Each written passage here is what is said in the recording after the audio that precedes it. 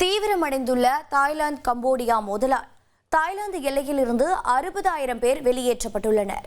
எல்லை பிரச்சினை காரணமாக தாய்லாந்து கம்போடியா இடையே மோதல் தீவிரமடைந்துள்ளது. தாய்லாந்தின் வடகிழக்கு பகுதியில் அமைந்துள்ள சுரின் மாகாணத்தில் பதற்றம் காரணமாக பள்ளிகள் மற்றும் மருத்துவமனைகள் மூடப்பட்டுள்ளன.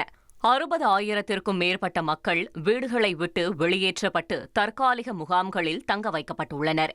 கம்போடிய தாக்குதலில் வீடுகள் சேதமடைந்ததால் உள்ளூர் கிராமவாசிகள் சிலர் பதுங்கு குழியில் தஞ்சம் புகுந்தனர்.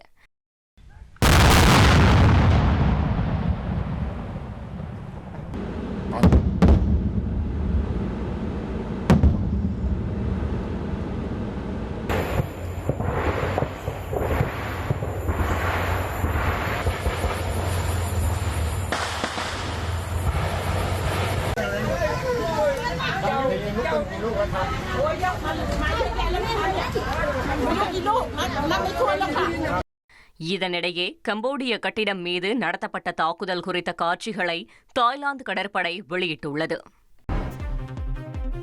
மெக்சிகோ நகரில் அழகிய சிவப்பு நிற பாயின்செட்டியா பூக்கள் பூத்து குலுங்க தொடங்கியுள்ளது.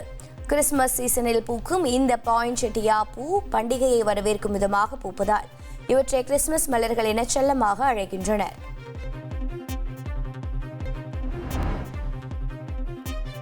அமெரிக்கான நோபல் பரிசு பெறும் விழாவில் பங்கேற்காத நிலையில் நார்வே தலைநகர் ஆஸ்லோவுக்கு வெனிசுலா எதிர்க்கட்சித் தலைவர் மரியா கொரினா மச்சோடா வருகை தந்தார். நோபல் பரிசை மச்சோடாவின் மகள் ஏற்கனவே பெற்றுக்கொண்ட நிலையில் வெனிசுலாவிலிருந்து ரகசியமாக பெறப்பட்ட மச்சோடா நார்வே வந்தடைந்ததாக கூறப்படுகிறது. ஆஸ்லோவில் உள்ள ஹோட்டல் பால்கனியில் இருந்தபடி ஆதரவாளர்களை சந்தித்த அவர் வெனிசுலாவின் தேசிய கீதத்தை பாடினார். இனி செல்லும் இடமெல்லாம் செய்தி. தந்தி டிவியின் வாட்ஸ்அப் சேனலை ஃபாலோ பண்ணினா செல்லருக்கும் இடமெல்லாம் செய்தி. இதோ QR கோட் இப்பவே ஸ்கேன் பண்ணுங்க, ஃபாலோ பண்ணுங்க.